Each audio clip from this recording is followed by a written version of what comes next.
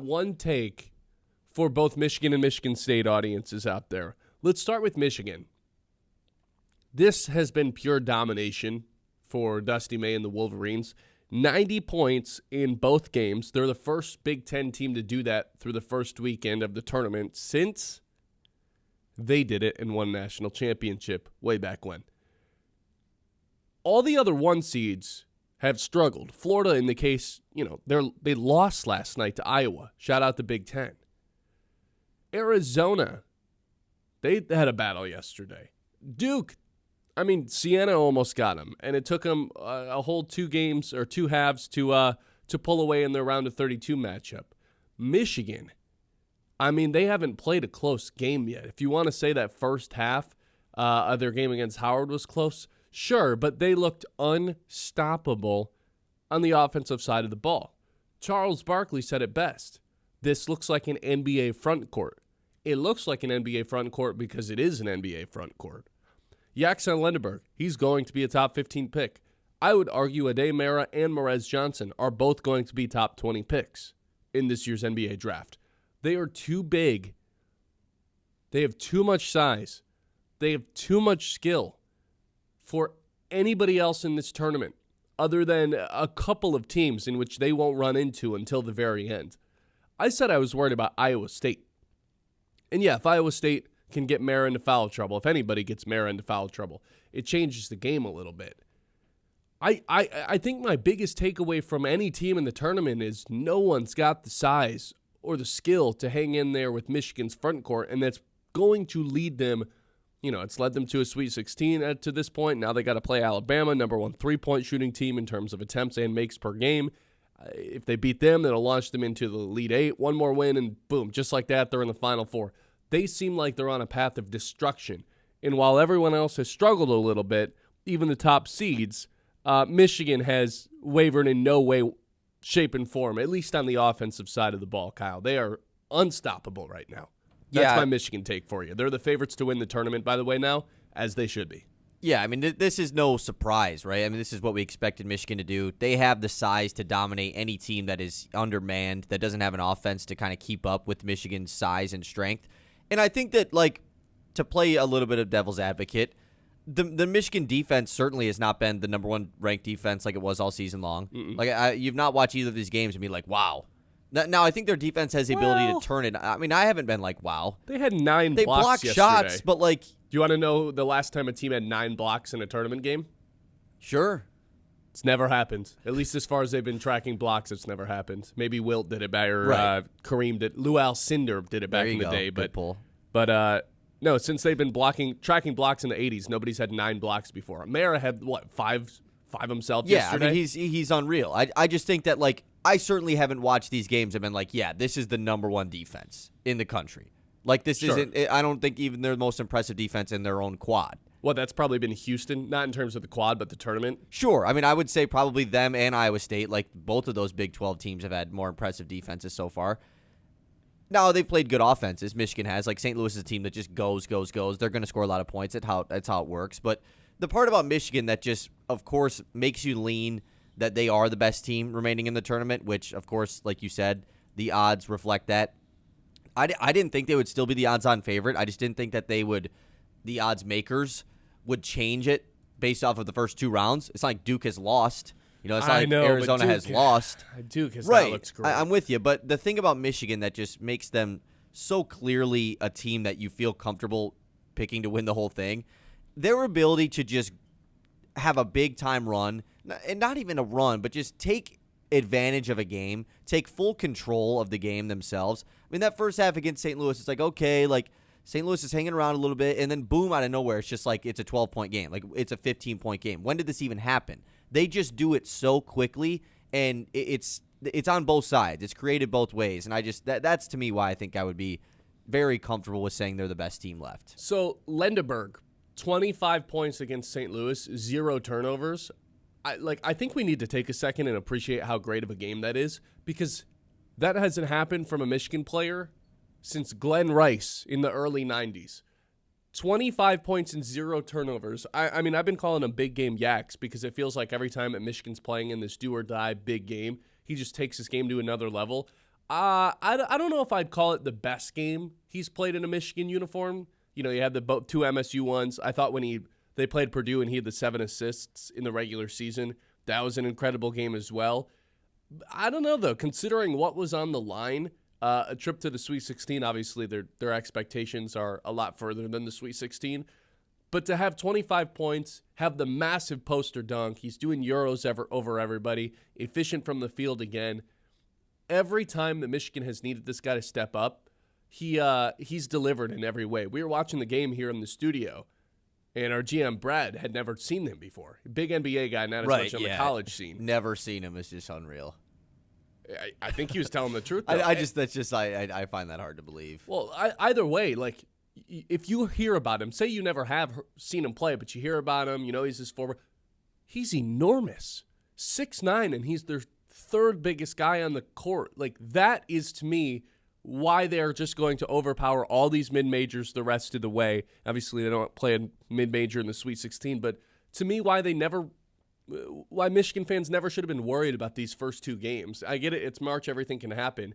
But that NBA front court, it's just extraordinary compared to the rest of, like, even St. Louis, who's got this fun big guy, Kareem Abdul-Jabbar. Everybody loves Robbie, Avila? Avila, yeah. Avila. Everybody loves this guy. And it's just like, yeah, man, you're not really doing anything today. Like, sorry, fun story, fun player that works against most other teams in the country. You can finesse your way to some buckets, hit some threes. It's not working against Michigan's front court when Ade Mara's down there.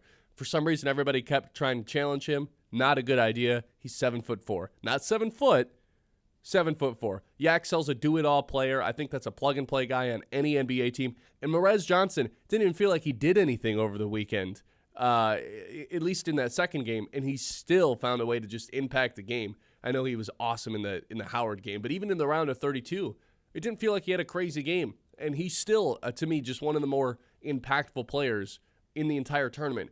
And maybe the biggest factor that you and I were worried about, but maybe shouldn't be, Elliot Cadeau's been amazing.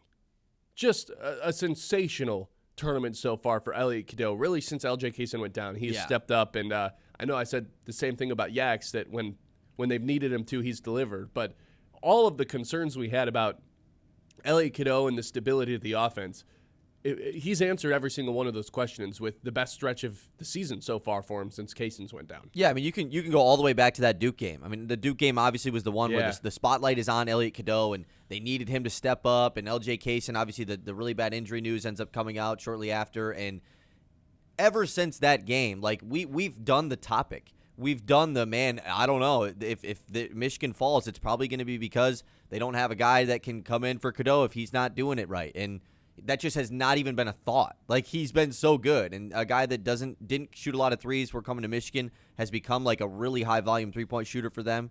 And yeah, like that has been the most surprising part to me about, like, in a positive way for Michigan. And it's not even just in the tournament, but obviously it's been reflected in the tournament, is how good he has been. Like, how big of a step he has taken up since LJ Kaysen's injury. So that's the Michigan take for you.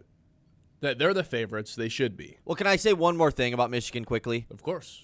Because you say, like, I don't know why everyone keeps going at Ade Mara. I do. They want to get the guy on the bench. Right. They want him to get in foul trouble, which, like, has still kind of been a theme, you know, like the fouls for Mara. I mean, it makes a lot of sense.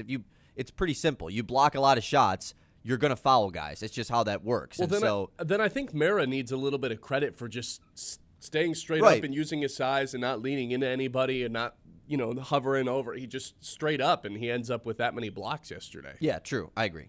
Yeah, they've been. I mean, I think a lot of teams understand that their only chance of beating Michigan is to get Mara into foul trouble because he's that sort of impact. He has that sort of impact on the game when he is out there. All right, 989-837-6125. So the Michigan State take I have for you is all of a sudden you look at this region. St. John's gets it done yesterday against Kansas. Duke is still alive, even though they haven't looked like a true one seed quite yet. UConn gets it done against UCLA last night, but it's not like they've looked all this like a crazy team either. I mean, they let Furman hang around there for a while. All of a sudden, the path for Michigan State to make the Final Four is laid out right in front of them. We feel worse about Duke. We feel better about Michigan State. The way that they were able to close the door against Louisville. I mean, I'm watching this game, and I'm just like, please, there's like 6 minutes left. Please, for the love of God, close the door. Don't do the thing where you let this team linger around, and then all of a sudden it's a 2-point game with a minute left, and you've got to win the free throw battle to come out on top of this thing. And that didn't even come down to it. They completely shut the door. Cohen Carr completely takes over this game. Something Michigan State fans anticipated going into the year, were ultimately let down by, and then Cohen Carr all of a sudden delivers for the second consecutive year in the tournament with what I would call the best game of his entire career. Goes for the double-double, first one of his career, goes for 20-plus points, hit a three as well. No one could stop him from getting to the basket. Nice on the defensive side as well. And then somehow the lead gets buried that Jeremy Fears ends up breaking Magic Johnson's record for the most assists in a tournament game for a Michigan State Spartan. I feel like the path is totally there for them to make the Final Four, especially if Cohen Carr is going to continue to take over. Because you said there's going to have to be a two-guard, someone like Kurtang or Scott. Someone has to step up and hit a ton of threes for them to move on as an X factor. It was Carr yesterday or 2 days ago, and now they still can have a game from somebody else where it's like, hey, this guy surprisingly hit 4 threes, and all of a sudden, boom, we're moving on because we just beat UConn, who, again, has not looked that good since the tournament has started. Yeah, I mean, the Carr stuff, it's more than just, I mean, he hit 2 threes, which is just, you never get that out of Cohen. Like, that doesn't happen. So, of course, that is immediately like, wow, what a game from Cohen Carr. But it was really everything else that he does. Like, you know that there's the jokes that are made about Cohen Carr. Oh, all he does is dunk. Oh, what else does he do other than dunking? If you want to know, watch that game against Louisville. Like, he did everything that you kind of always would wanted Cohen Carr to do, using his athleticism to get boards. He had a double-double in the game. It's not something that he does very often in MS. I think it was his first double-double, yeah, which is crazy to say. And like, his intensity. Surprised me, too. Like, a guy like that has the jumping out of the gym ability. My buddy texted me, actually, after that game and said, like, is he the greatest in-game dunker in college basketball history? And I was like, okay, I can't say for myself. Maybe there was someone better that I didn't watch, but certainly he's the best that I've ever watched. And a guy that has that capability, he should bring a ferociousness, an intensity to him. And he had that in the game against Louisville. Cohen Carr is not like this big-time talk smack guy. Like, he's pretty low-key, honestly. But in that game, like, he was really getting insanely hyped for MSU, and it definitely helped them spark something towards the end of that game. And you know, last year, like you said, that's why we had all the Cohen Carr offseason discussions. Yeah. Because of how good he was in March.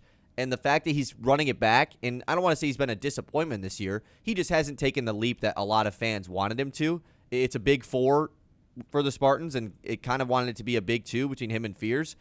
Yesterday, though, or Saturday, definitely, if Cohen Carr can play that way, MSU's ceiling is much, much higher. And it is at the Final Four, I think. So the way that it's broken so far, like, most teams in the tournament have struggled in some way and have played a close game with the exception of Michigan and a few more. There's an argument you could throw Michigan State into that as well because, again, they did not let North Dakota State hang around at all. And, I'm not, like, propping them up and being like, oh, they're a Final Four team because they didn't let North Dakota State hang around. But, I mean, even Michigan let Howard hang around in the first half, you know? Michigan State put their foot on the gas right from the jump in that game and never looks back. The same way that a Tom Izzo team, you expect him to come March. Like Tom Izzo, definitely the most experienced coach in the Sweet 16. 17 of those things now. 17 Sweet 16s for Tom Izzo. He's been there. He's done that. He's got these guys prepared. Tell who that? John? Don't tell John Izzo's the best coach in the Sweet 16. Yeah, no, for sure. It's how many Sweet 16s has Pitino been to? Pitino's done it with 4 different teams, which is kind of crazy. It's impressive. I think it's more impressive when you go with the same team 17 times. Yeah, correct. The thing with Michigan State, though, is they get to these second games of the weekend, and I know they lost in the second game of the weekend last year in the Elite Eight to Auburn. I feel like I just trust Izzo more than I trust pretty much any other team in the region, right? Yeah, I mean, that's kind of the whole theme of March. It's about, because the most fun part, at least for me, about March Madness is the short turnaround. Like you said, that you have to go from playing one game to, okay, a team we haven't even, you might have done a little bit of scouting on. Your assistant coaches that aren't super prepped on the game right now. Or if they're not fired. They're checking out the next, right, of course, fire your whole staff middle of the game. So, like, yeah, you're checking out these other teams. You know about them, but it's the turnaround of, okay, we have one day to get ready for this team now. You're obviously going to trust the guy that has been there, done that time and time and time again. So, like, it makes a ton of sense. Who knows? Like, if you only have 48 hours, you got to know how to be able to split up your time. And I feel like a new coach, like someone who's new to this, maybe not like first appearance on the Sweet 16, but even a guy who's only been there once or twice. How do you divert your time over those 40? You can't waste any time. Even the sleeping aspect of it. You can't like, sleep. I mean, Izzo said he was staying up all night and watching film. It's like us last night. Right, painting this studio. Like Izzo, for being there now 17 times, I think he knows maybe more than any other coach how to divert his time. Okay, I need this amount of time to sleep. I need this amount of time to watch film. We need to practice for this amount of time. What is the best combination on how to use my 48 hours? Yeah, I trust Izzo more than anybody else in the tournament, which is ironic because look at this region. Look at the coaches four coaches that are in it. Look at the 4 coaches. Like, we had talked about this happening, and that was the reason why this region got so much hype. But, wow. Like, John Shire is the least experienced guy out of this whole crew. Yeah, and he might be considered the best current coach out of all of them. Like, a lot of people love Shire. Whoa, I don't know if we're ready to go current coach I'm not yet, saying, though. well, I mean, I'm taking legacy out of everything. Like, he's just coming to Duke. Look at all these other guys that have taken over programs of legendary coaches. It clearly just has not gone as good for those guys. Shout out Mark Pope, Kentucky. yep. Right, exactly. Hubert Davis, who's got all his stuff going on at UNC. Like, John Shire came into Duke, and they've just been as good.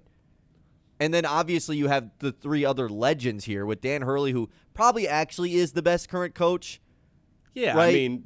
two one went back-to-back 5 natties. years. Like, has a lot of controversy that comes with him, but, like, probably actually is the best coach. This is the battle of the yellers. Right. And then you have the 2 old Italian legends, Rick Pitino, Tom Izzo. Like, how sweet is that? It is just an unreal quad of coaches here. We should mic up Hurley and Izzo and have them hot mics the entire game.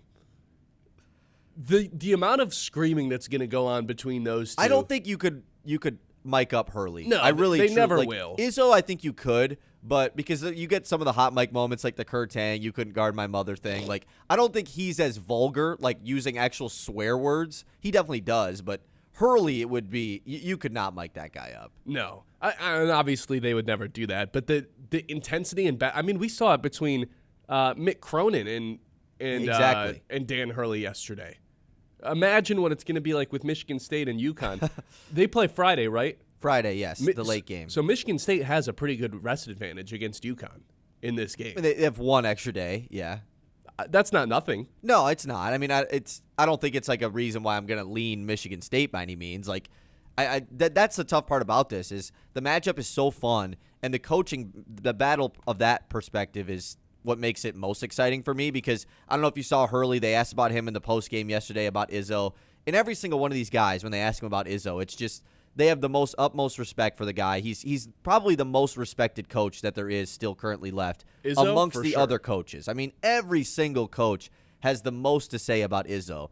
And then when you ask people about Dusty May, then it becomes a different story. Well, Dusty May's also not trying to make friends. He's trying to run everyone over. That's what I'm saying. Like. So I just think it's kind of a fun little it adds to the rivalry of like why Izzo and Dusty May clearly are polar opposites. I think there's a pretty good path. Like, okay, if we had a Mitt Sportsbook and we were coming up with That's a genius idea. Write it down. If we were coming up with a prop bet that was essentially Michigan and Michigan State both make the Final Four, 3-1. I mean, you like 3.5 to 1? You literally could just do this to see what it is. Right? Oh, and parlay. Wouldn't you be able to parlay this? Yeah, but it's more fun to just make our own. Okay, book, yeah. I mean, in my head, I want to see what it is now because I'm interested. But in my head, I mean, Michigan is minus odds to make it, correct? I think they're like minus 130. So just doing that type of math, it's definitely like plus 500. I mean, Michigan State is still the 3 seed. They have to beat UConn and Duke to get there, or St. John's. I don't want to disrespect them. So like, it definitely is still. It's probably more than that. It's probably like plus 1,000, I would say. Yeah, Michigan's minus 175 to make it. Duke is minus 120 for some reason. For some both of them they're combined, the top overall seed. Like, but why are they not the favorites to win the tournament? They just think less of that region. That's what that means, right? I guess, yeah. Like, yeah, that's probably what that means. Plus 606 for both of them to make the Final Four. It so could happen. Like, that's the most exciting part about this. And, all the stuff about Seth Greenberg picking Michigan and Michigan State, I thought that was the dumbest thing I've ever seen in my life. I don't want to jump the gun, obviously, but, like, it's kind of fun to think about, man. It's very fun to think about. And the issue is, it's not even an issue, but, like, I don't want Michigan State fans to think that this is just icing on the cake what happens from this point forward, because obviously with Michigan and Michigan State, they've had different goalposts all season. Michigan, from Thanksgiving on, it's like, yeah, they're like, we're expecting to win the national championship, or at least we have aspirations to. Michigan State, it's been... Aspiration? Sorry? That's the right word, right? No, it was just that Kawhi Leonard thing. Oh, yeah. Yeah. What thing? Sorry. And then with Michigan State, it's been, kind of the same as every other time as a season. We'll wait and see. Like, we expect to be there in March, but it's not like we are walking around the regular season thinking that we're going to win a national championship. See, suddenly, we're looking at this Michigan State team a little bit differently, and the goalpost, I think, has been moved further back, maybe a little closer to where Michigan's is. Michigan's kicking a 60-yarder, and Michigan State's maybe kicking a 55 right now. Yeah, I mean, definitely. Maybe a 50? I think the Michigan State expectation, though, like, there's a difference between being realism, with Michigan, of course, is the much better team and has a way better chance of winning the national title. I think anything short of winning the national title is not a success for Michigan State. Just based off of a year in, year out. Tom Izzo has not, he has one national championship. And he's tossed into obviously, some people consider him the greatest college coach ever. That's obviously like a stretch. He's not. But he has the one national championship win. And every year when they lose in the tournament, he just talks about, I'm getting back to a national championship game. I'm getting back to Monday night. Like, he is so adamant about it. And so I think from the expectation perspective, I don't think they're different. I think Michigan State, clearly their roster's worse than Michigan's. No doubt. It's worse than a lot of the teams left. But the expectation, and as far as what's a success, yeah, if you make the Final Four, it's a great season, of course. But winning a national championship is always the expectation for a Tom Izzo-led team. And unfortunately, he's probably running out of opportunities. Not to say this is the best it's going to get, and he's old, but the field is just so deep these days that it's harder to get it done. Yeah. There's a lot of teams that can win it this year. Like, I think last year, obviously it's still pretty chalky this year, not as much as last year, but there's a lot of teams that could actually win the national championship, I think, this season. We say that, and there's a pretty good chance Michigan just runs through everybody. Yeah. They're that good. They're in their own tier. The front court is – I can't believe it. You watch all these other games, and then you turn on Michigan and watch their front court and how it's like clockwork. It's just such easy baskets they're getting. Hey, Mara, post up. Nobody can stop you. Hey, Yaxel, catch the ball in the wing. Now you're going to get a pick and roll with Mara. Oh, Merez Johnson, you've got a college forward on you? Yeah, go to work, man. Nobody's stopping you. Clockwork with these three. 989-837-6125. We went pretty long on that segment. Take a little bit longer of a break here. Come right back. We'll hit the news.